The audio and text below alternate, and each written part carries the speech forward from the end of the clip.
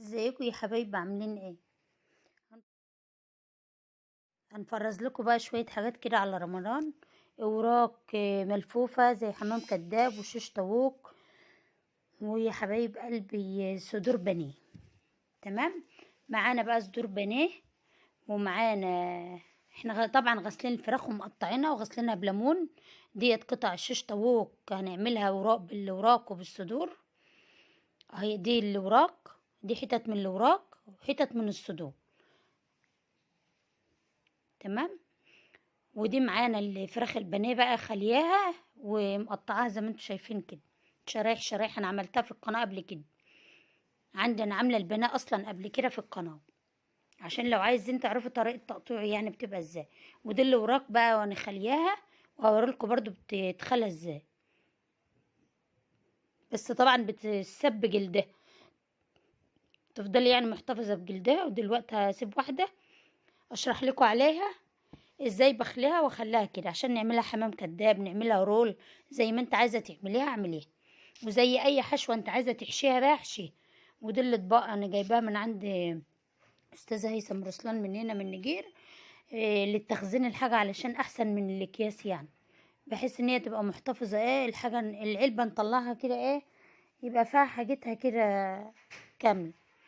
ودي طبعا العظميه الاولانيه شلتها بكل سهوله وهشيل بقى اللي جوه. دي طبعا شايفين التوم اللي انا مخزناه ابيض وجميل خالص ازاي، بوريهولكوا. وبطلعه على العمايل على طول، ولا بيعمل ريحه في الفريزر ولا اي حاجه خالص. حاطه معاه حاجات كتير ما فيش له اي ريحه، لان اهم حاجه يتقفل كويس وتحط في علبه برضه، او في كيسين بلاستيك بتوع التلاجة. شايفين العظميه طلعتها اهي بكل سهوله.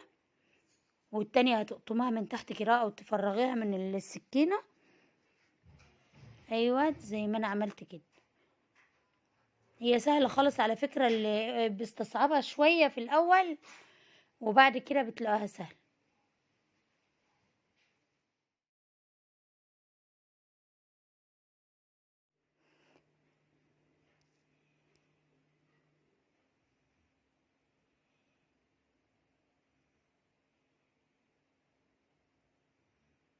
بنطلعها بقى يا حبايبي اهو، شايفين سهلة على فكرة، تطلع بكل سهولة، ما بتعملش أي حاجة.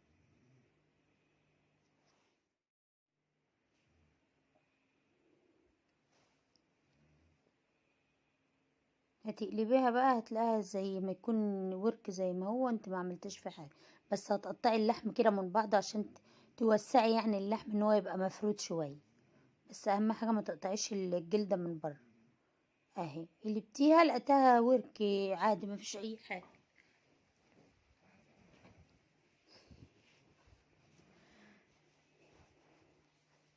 طبعا الحاجة دي كلها بقى تغسليها كده وتروقيها.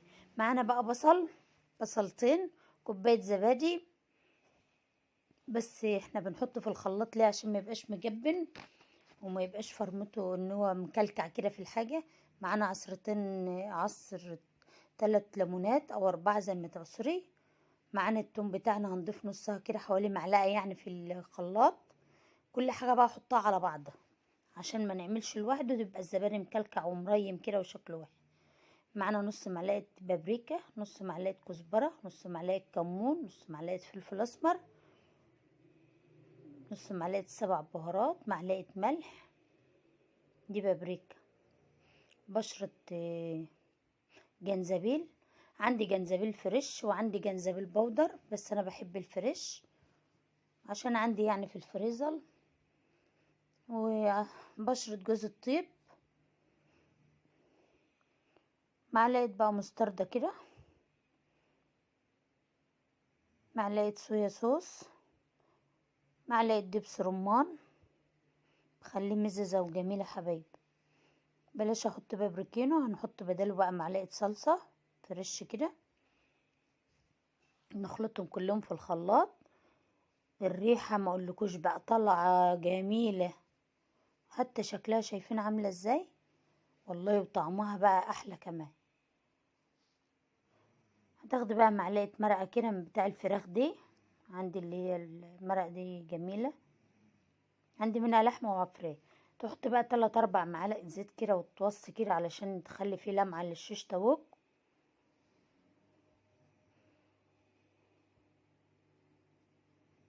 دي جلدة يعني شيلتها.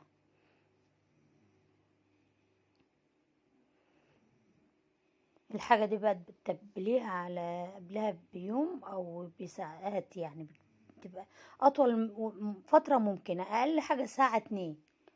تمام. هنضيف بقى في نفس الخلاط، يعني ما تغسلوش ولا حاجة زبدية، لان يعتبر كل الحاجة زي بعضها. معلقة ملح، برضو توم، عايزة تحط توم باودر وتوم وبصل باودر موجود حطي، لو مش موجود حطي فريش. برضو المصفى هنعصر فيها الليمون علشان البذر ما ينزلش، ليمونتين يعني كده. الخلطات دي بتخلي الحاجة جميلة. احنا هنعمل دي للبنات.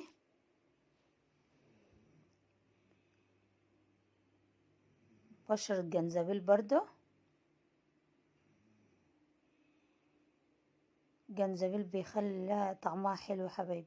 اللي مش حابب انه يحطه مش هيأثر يعني. معانا بقى بصلة كبيرة كده، معانا معلقتين 3 خل. يلا نصب الخليط بتاعنا الكريمي اللي سايح واللي جميل ده، اللي مش عايزين فيه بشر بصل يبان خالص، عشان لما تيجي تطلعي تحط البانيه في الدقيق او البقسماط بتاعتك ما تبقاش مكلكعه وتطلع القشره تطلع من على البانيه لما يكون ده بصل على فكره ما تفرمش. هنحط بهاراتنا بقى اللي هي 7 بهارات وفلفل اسمر وكمون. لما يكون يا حبايبي وملح طبعا ما تنسوه. مفيش بصل كتير في البانيه بيبقى ناعم، والقشره بتاعته ما تبقاش مكلكعه، تيجي تبص كده تلاقيها ناعمه، مش تلاقيه يطلع من الحاجه اللي عليه ما بتشربش بقى، مش عارف يشرب الدقيق من الكلاكيع اللي فيه، كلاكيع البصل.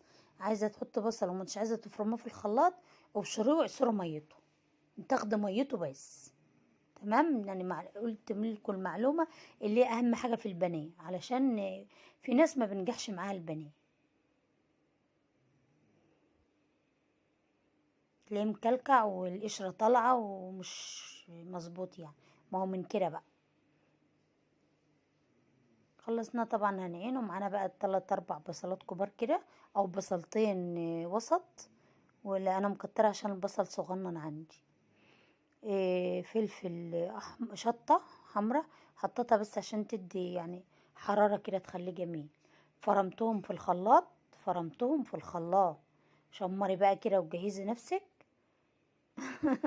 معانا معلقة ملح، نص معلقة كمون كامل، نص معلقة 7 بهارات، ونص معلقة فلفل اسمر.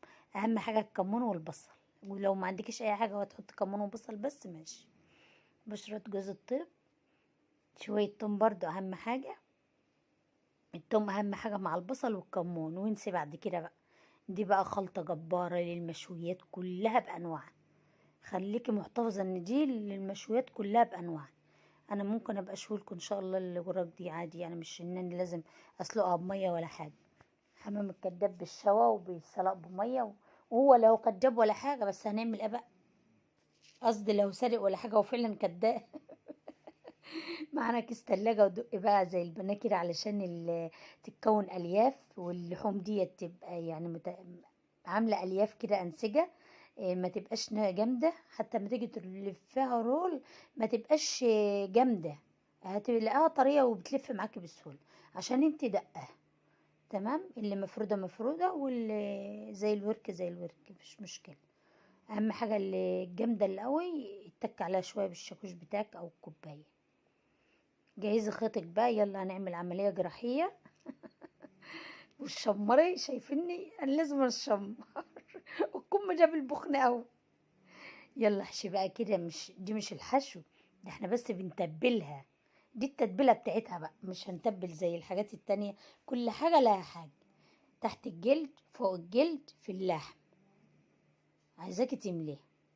الريحة بقى جايبة من على باب الشارع. برضه اقول لكم من على باب الشارع، ريحة جميلة اهي زفلطة. عسل العسل.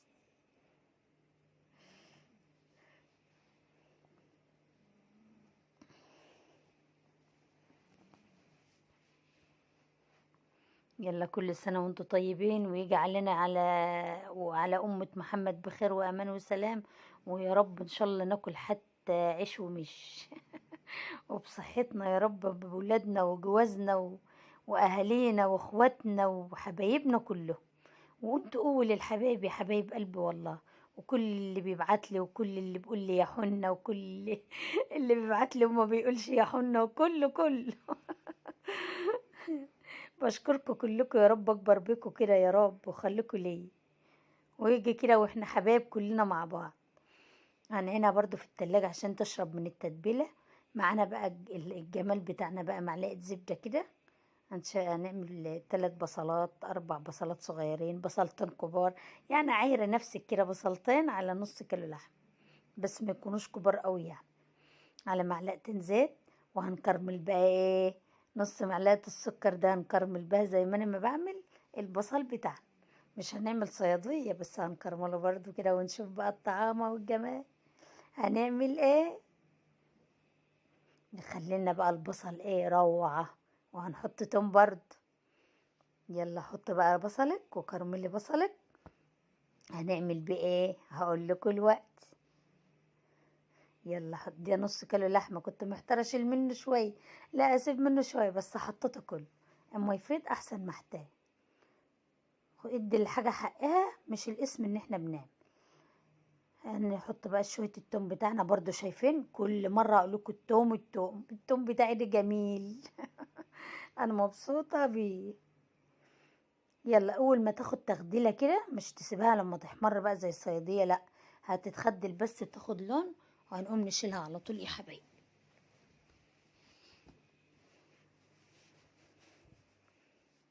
عايزه اقول لكم بقى، اما نعمل ونغير لاولادنا ونعمل الفراخ بتاعتنا باللحمه المفرومه او بالخلطات الحشوات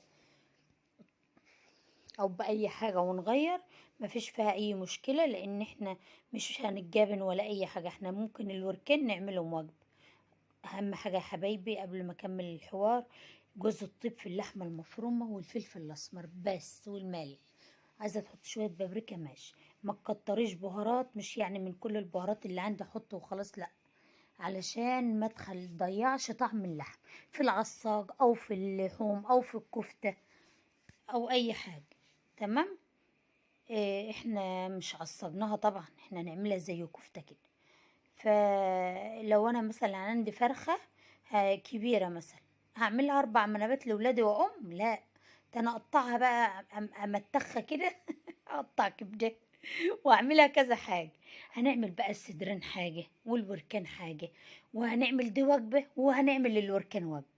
تمام. عشان كده انا بديلكوا فكرة، ان طبعا انتوا كلكم عارفين وبتربوا في بيوتكم وبتشتروا وعارفين ان الاوفر ان انا اعمل وركان واقطعهم طبعا بطبخة لذيذة برضو، مش وركان احطهم في الشوربة كده واطلع واحط للعيال، لا، لما احشيهم كده هيجيلي نفسي بقى ان انا اخرطهم واقطعهم كده طرنشات. اما اعمل بانيه.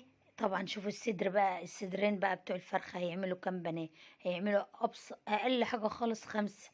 يعني هتأكلي 5 افراد او 3 حتى. لو كل واحد هياخد 1.5 هتأكليهم بيها احسن من الاتنين ياخدوا الصدرين ويقوموا. وبقى كده ما عملتش وجبة كاملة من 5 أفراد بفرخة بس وقمت. لكن أنا ممكن أعمل بفرخة مرتين ل5 أفراد. إحنا 5 أفراد، ممكن يجيلنا الساتت يخش علينا، يبقى إحنا إيه، عملنا وجبات من فرخة كاملة. اولا ده كان عندي وراك وصدور كده في الفريزر، والله ما اعرفش هم كام. انا طلعتهم اعملهم كلهم عشان مناسبة رمضان بقى وانتوا طيبين. ولسه هكمل معاكم برضو وجبات تانية، يعني لحوم برضو، كفت وحاجات من دي، كفتة برز وكفتة بلحمة وان شاء الله هنعمل يعني مع بعض، بس ان شاء الرحمة. هتحشي بقى، هتحشيها بقى اهو، زي صباع الكفتة اللي انت هتحطيه في قلب الفرخة كده الورك وتلف عليه. ده رول بقى، ده حمام كداب. لو انت بقى عايزة حمام سادق انتوا بقى يا حبايبي لو عايزين مش اللحمة دي تبقى موجودة، اولا انت ممكن تعملي ب8 كيلو لحم، بربع كيلو، على حسب بقى. انا عشان عندي وراك كتير عملت مثلا النص. اهو لفيته ازاي. عايزين يا حبايبي بقى شوية خضار كده حلوين، شوية فلفل متبهرين كده برضو ببصلة متدبلة كده، تحمر شوية رز وتقوم حطاهم في بعض، مخلطاهم وحاشية بيهم، يا سلام، أحلى من اللحمة كمان. بس أنا حبيت أعمل اللحمة دي مش عشان إن هي لحمة، يعني تغيير في الحشوة بس مش أكتر، لأن أنا تقريبا عملت حاجة زي كده بالخضار في قناتي قبل كده، فمرة كده ومرة كده. هنخيطها بقى عشان الجلدة نجيبها على الجلدة، ونلف رول بقى ونخيط ونعمل لها العملية بتاعتها. عايزة تعملي بعصيان بشيش طاووق او بعصيان الخلة وقرفانة من الإبرة اعملي، بس انا بجيب إبر للحاجات دي يعني، لان ما بستعملهاش تاني، عشان طبعا انا عينها هستعملها تاني ازاي ما هي هتصد معايا. فانا جايبة ورقة كاملة فيها يجي 100 إبرة، بعمل منهم وارميها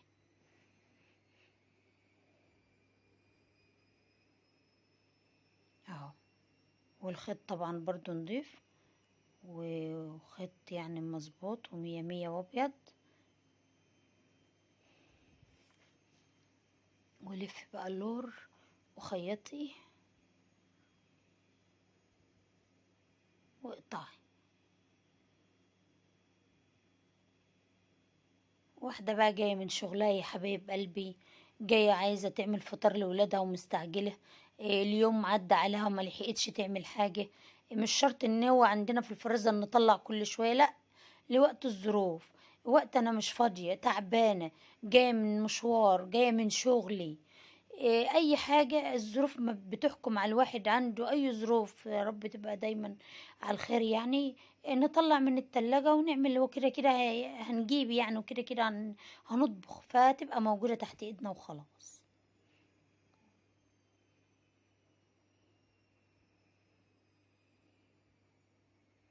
مفيش اي مشكلة، الحاجة مش هيجرى لها اي حاجة في الفريزر خالص، لو قعد كل ده، لو قعد سنة.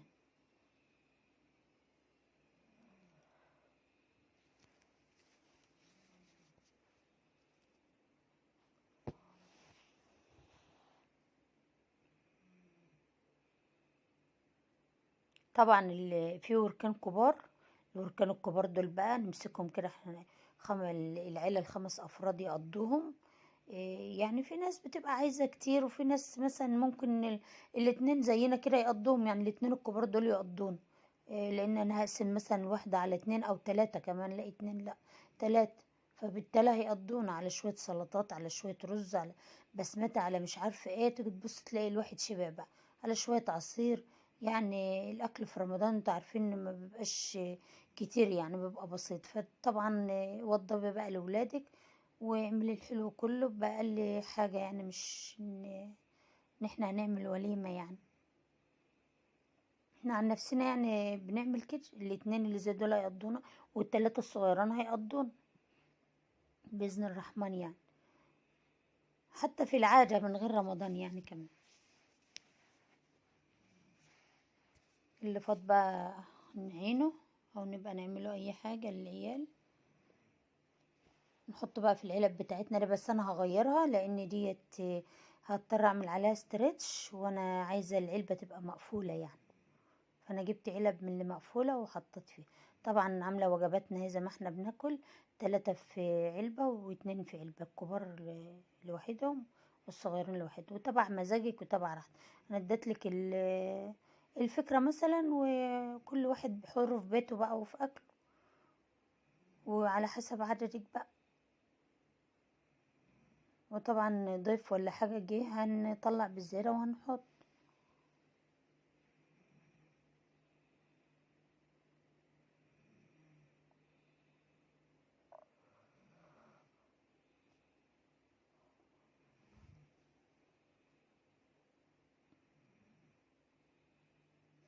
نعمل معانا بقى الشيش طاووق، معنا فلفل والبانيه، معنا فلفل اصفر، في شطة حمراء، طماطم، فلفل اخضر، فلفل شطة خضر. معنا العصيان نقعينها في مية بتلج او مية ساقعة، حط الفلفل الاول وخلي بوز الفلفلاية ورق، ويعني تبقى قدام، وزي ما انا عاملاها كده. وهنحط بقى كل واحدة. انا بعمل الشيش طاووق ده جميل، انا عملته في القناة قبل كده كان حكاية. وشايفين بقى اقل حاجة يعني الصدر ده والورك، شوف انا مقطعة عامل بتالي دول ممكن يجوا صدر كبير وورك، قطعاه حلة بحالها اهي. يعني هنعمل منه كذا وجبة عشان طبعا قطع صغير. ونحط الطماطم بقى في الاخر كده. في طماطم شيري بتبقى صغنونه كده ممكن تجيبيها، بس انا منقيه طماطم من عندي حطها يعني. وهنحط بقى في العلب دي والعلب اللي التانية اهي. اللي مثلا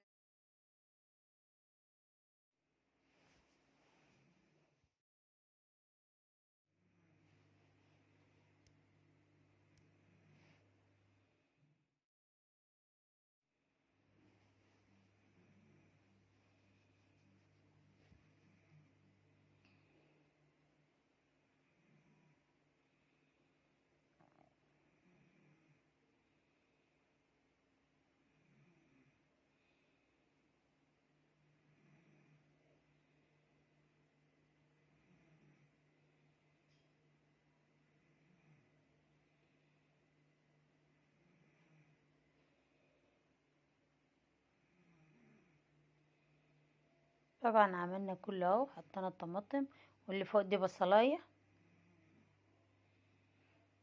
خلاص بقى جهزنا حاجتنا اهوت في علبنا.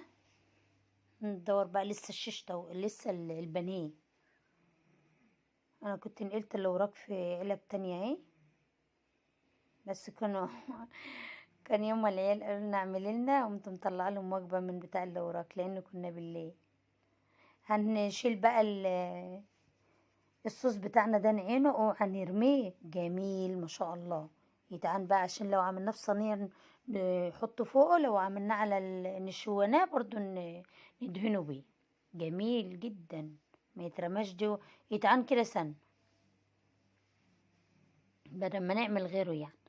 هنحط بقى خل على بيض على لبن حليب، بيضة على نص كوباية لبن حليب على معلقتين 3 خل، حسب الكمية اللي قدامك. ده بقى دقيق السر، بقى السر الخطير لقرمشة البانيه كريسبي. بالشرا جاهز كده من مستلزمات خامات الحلويات. وهنعمل منه جميل جدا يا حبايبي. اللي عايزه بقى على رمضان وانتوا طيبين، واللي حبه يعني ومش عارفه او عايز يعرف يسألي في الكومنتات وانا اقول، عشان ايه ما اطولش في الكلام مع عليه، عشان نشوف هنعمل ايه. مست بقى التتبيله ديت ان ما يكونش فيها بصل زي ما انا قلت في الاول الفيديو، ان احنا شايفين هتبقى لا تعصرها ولا حاجه. في ناس بقى بستصعب عليها البنات يقولوا ده ما عملش، ده طلع بايظ، ده كان متكتل ومشربش التتبيله. لا، كده مش هيبقى في اي حاجه تبوظ لك الدنيا. هتعملي بقى في البيض على طول، ما تعمليش في الدقيق، ما تتبليش بالدقيق وبعدين البيض وبعدين الدقيق، لا. او البقسماط والدقيق ده ممكن تجيبي بقسماط او فيجيتار، انا عملته في القناه قبل كده من بده وبده، وده زي ده قرمشه وده قرمشه. ما طلعي وما تحطيش من يعني، حطي عشان يبقى ناجح معاكي من البيض على الدقيق على طول. بس اهم حاجه خلي طبقه الدقيق كتيره، بططيها كتير، كل ما تعمليها اقلبي تاني لحد ما تشبع بالدقيق وتشبعيها بيه كده. وما تخافيش، هيبقى زي الفل ومش هيجراله اي حاجه، ومش القشره مش هتطلع منك ولا اي حاجه، وهتبقى ناجحه و100%. بالذات ان انت كمان هتعمليه في الفريزر هتلاقيه بقى قشطه كده. خلصناها اهو. نجيب العلبة بتاعتنا، نجيب الاسترتش بتاعنا او ورقة الزبدة او كيس تلاجة وهتفتحيه، وعلشان ما تحطش على بعضه ويعجن على بعضه وما يبقاش حلو اهو. من الطبقة والطبقة كيس، هتحطي بقى طبقة وترجعي تحطي كمان الكيس. تمام كده، علشان يا حبايبي ما يعجنش والدقيق ده يطلع خالص منه. اهو يا حبايبي خلصنا. كل سنة وانتم طيبين، ويعود علينا بخير وعليكم يا رب، ويجي على أمة محمد كلها جميعا وهي بخير وسلام. وهعمل لكم لسه حاجات جديدة، استنونا متنسوناش. بشكركم جدا جدا، وبشكر كل حبايب قلبي اللي بيعلقوا لي واللي معايا واللي هكبر بهم بإذن الله. وخليكم معايا اوصل لكم كل حاجة حلوة في رمضان وغير رمضان بإذن الله. واللي عايز حاجة يقول لي في الكومنتات وانا اعملها له. وشايفين بقى رصة فيه في التلاجة اهو على قد كده. ده قلقاس عصر عليه ليمون ومخزناه، وده دهن، وده كان قرن فلفل كده للبيتزا بدل المرمي قمت عيناه، وطماطم. شايف طماطميتين يعني فايضين في ايدي، لكن انا مخزنه طماطم تانية في الفريزر الكبير بتاع اللي هو اللي حاطه في الحاجات التانية دي. ده بقى التوم جميل بتاعي، لا عامل ريحه ولا اي حاجه، وحاطه جر الاكل كله اهو. الحاجات الصغننه دي تحت ايدي انا، ما ينفعش احطها في الفريزر التاني الكبير اللي هو الصندوق. وده عيش توست، وده كريز، وده بلح تمر، والله عندي من السنه اللي فاتت من رمضان اللي فات التمر ده. وده جيلي تلميع. والحاجه اما تكون في علب كده ونضيفه بتبقى سهله تحت ايدك، وتطلعي وتحط على طول. ده ريد فيلفت اللي هو الكيك اللي بيفض مني برضو، ببقى احطه في كيس تلاجة اهو. وده التوم البودر، بس هو كان معرق لان كنت فاصله التلاجة. ويلا يا حلوين. وده الجلاش اللي تحت ده، وده الصوص اهو. يلا ما تنسوناش بقى لايك لايك.